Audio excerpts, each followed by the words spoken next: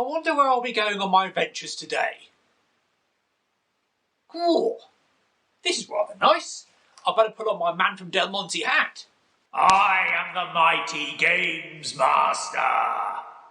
No! It is time for your challenge, Snorkers.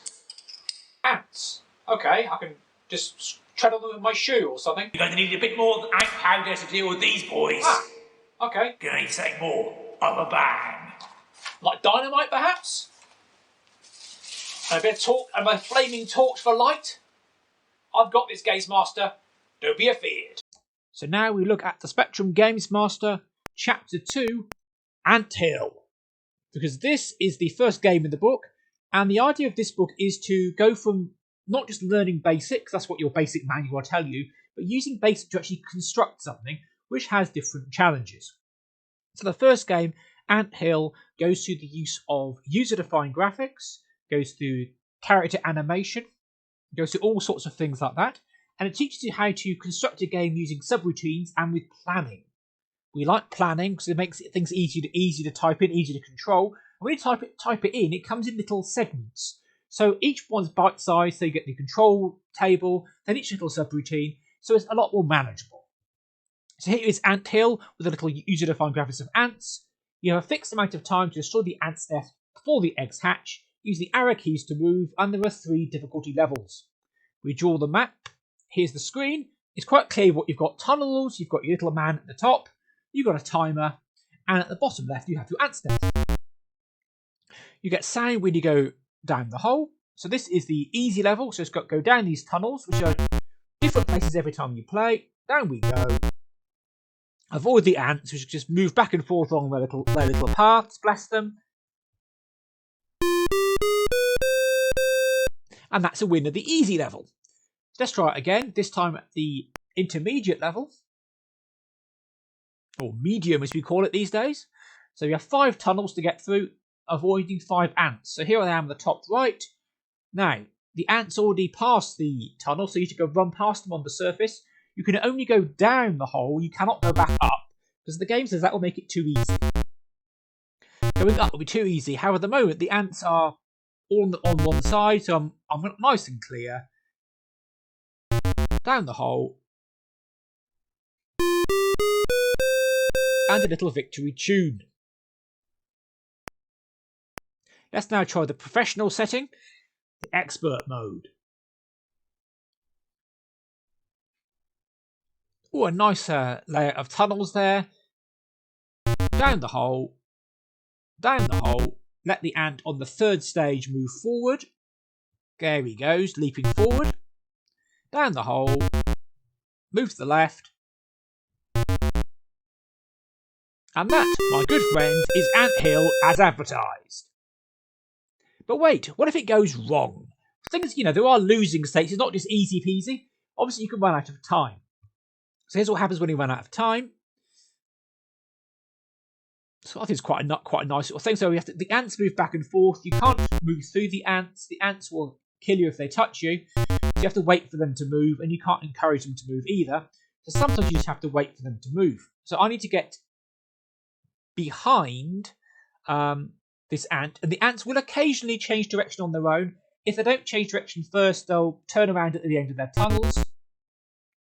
So I need the ant at the bottom to move back past the tunnel so I can get past it to the nest. And it's taking its own sweet time. Oh, come on. Got a bus to catch. People to see. Uh-oh, I don't want to be captured by an ant, thank you. Oh.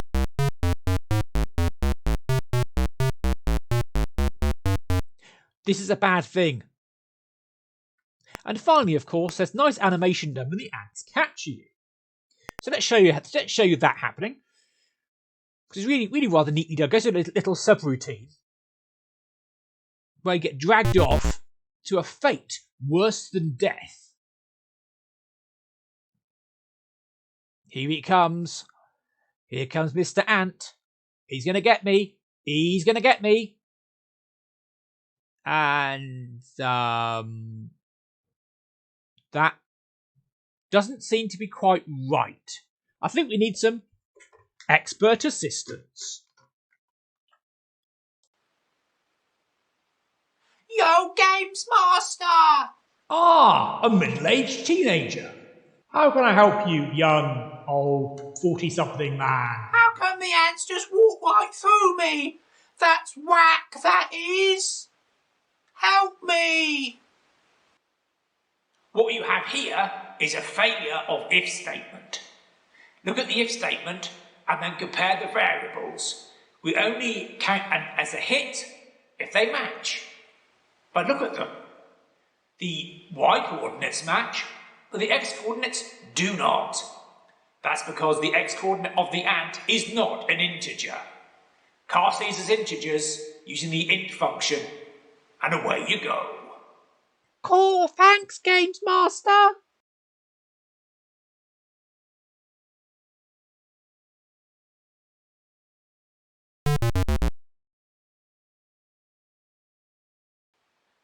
Hello there, Gamesmaster. That's not much of a challenge, is it? What can we do to make it better, so I can play the game and enjoy it while I'm eating my oatcakes? Too easy for you, is it? Let's up the challenge. At the moment, all the ants start going in the same direction, so it's quite easy to avoid them. According to the authors of this book, you can change this with a small change here, so some of them randomly go left, some randomly go right at the start.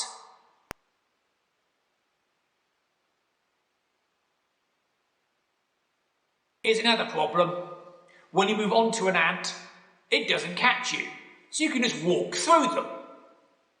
This is because, dear little viewer, we only check for a collision when the ant moves, not when the man moves. And the ant only moves about once for every 5 moves of the man. We can fix this.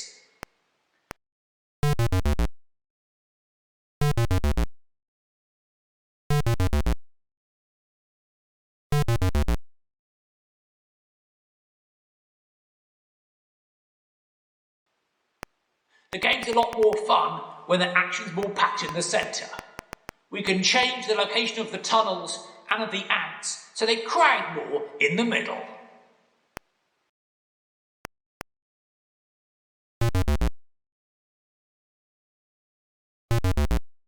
The ants move between 1 and 3 spaces. This is a problem because an ant can jump right over a man. Let's fix this by restricting this to 1 to 2 spaces.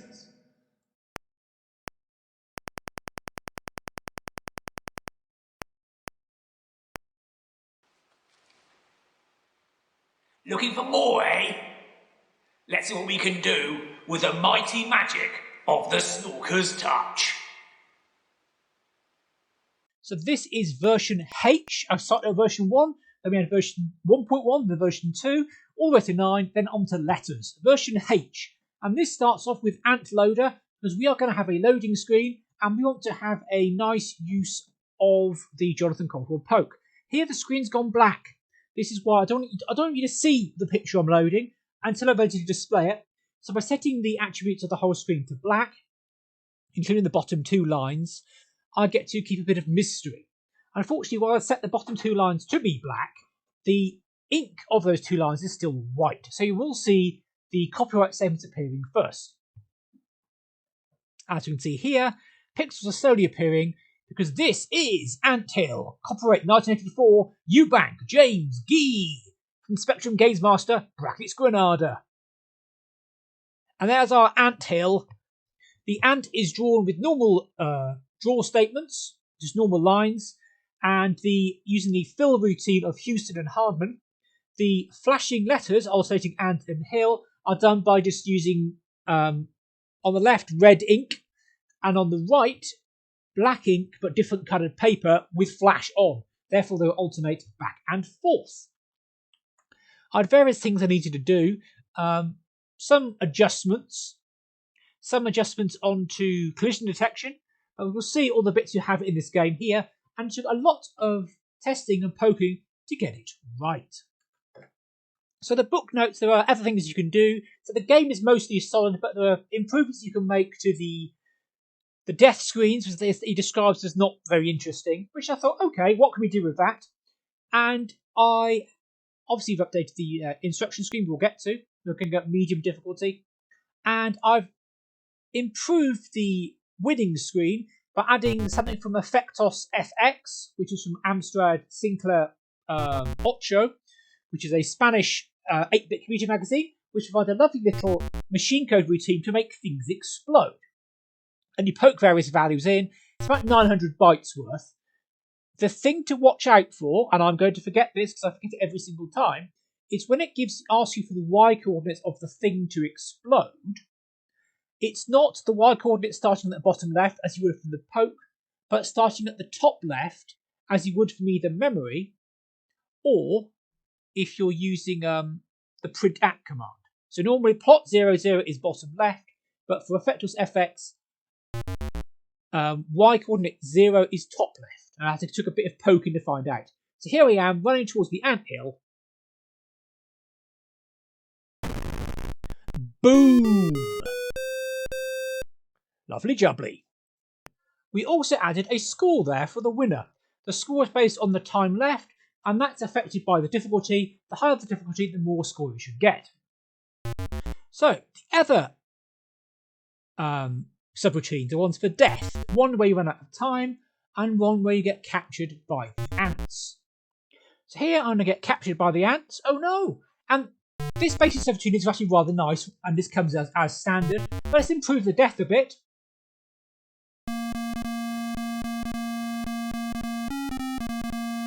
With the funeral march. I wanted the player to have a bit more control of what to do rather than just waiting for the ants. So I added a single-use petrol bomb. By pressing 7, you can drop a bomb straight down the shaft, and the ants don't like the firebomb. However, fire can hurt you very much. So here I've dropped a firebomb down a shaft, dropped into it.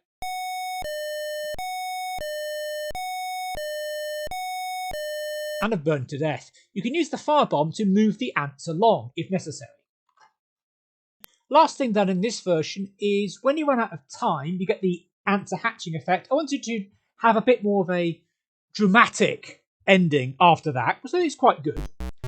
So here the ants are hatching.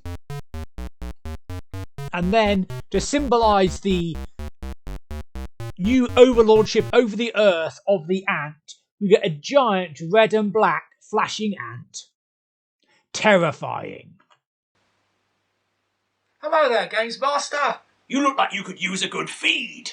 I'm Vakantskull Archive. Hello there.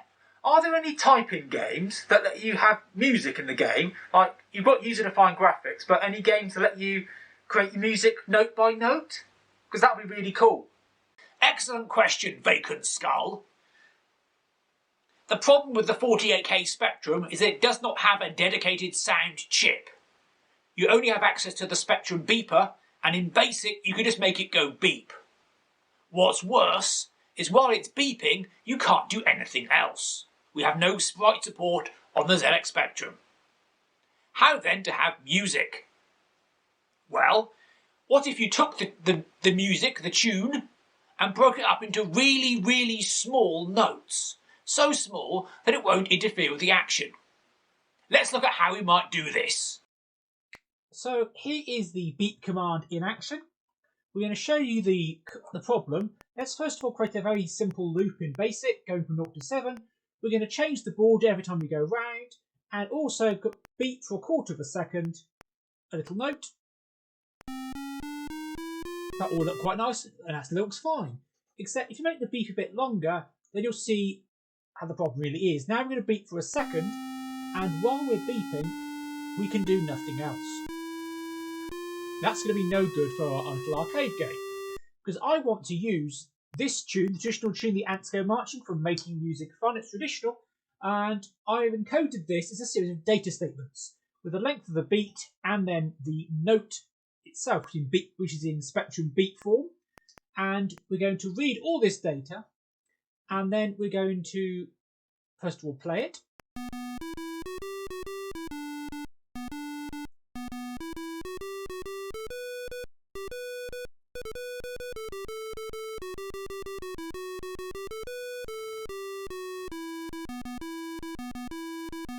Some of those notes are long, some are short. Long notes are not what we want, So we're going to create what I've called arpeggiated, it's the wrong term. Essentially, I'm breaking down each note into the smallest note we've got, which is 1/16 of a bar. And here are the statements, which is the length of the note in seconds. And then we're going to save this as an array to tape. We now need to put this into the game. Unfortunately, timing is critical. We want this at evenly paced. So I've done some very special timing with a video and counted the number of frames of each part of the program. And it's very, very fast. I've slowed it down. This is 20 times slower. So you can see I'm counting the frames, how quickly we've gone. Space out the calls to a subroutine which gets the beep as evenly as possible. This is version I. This is the version with the music, yes or no. And here we go with the music.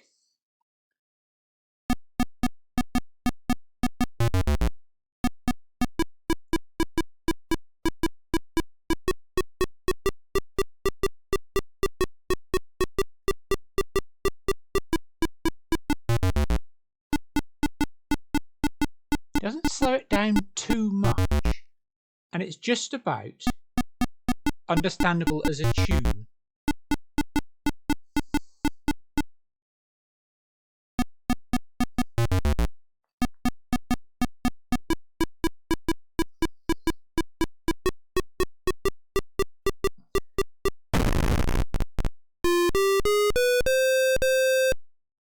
And we scored 230 points there.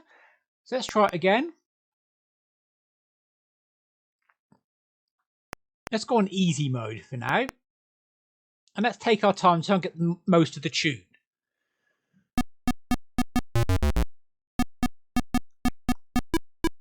So with the music in place, it's going to be slightly slower and the timing hasn't changed with regards to the time limit. That's why we have to be very tactical with our use of our single bomb. There we are, we're safe, because otherwise that ant would have killed us. So you need to wait now for the ant at the bottom to move all the way to the right.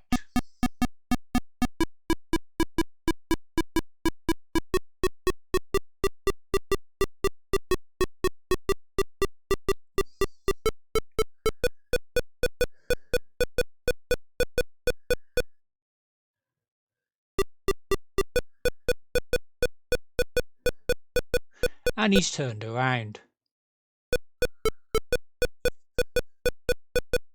Oh dear.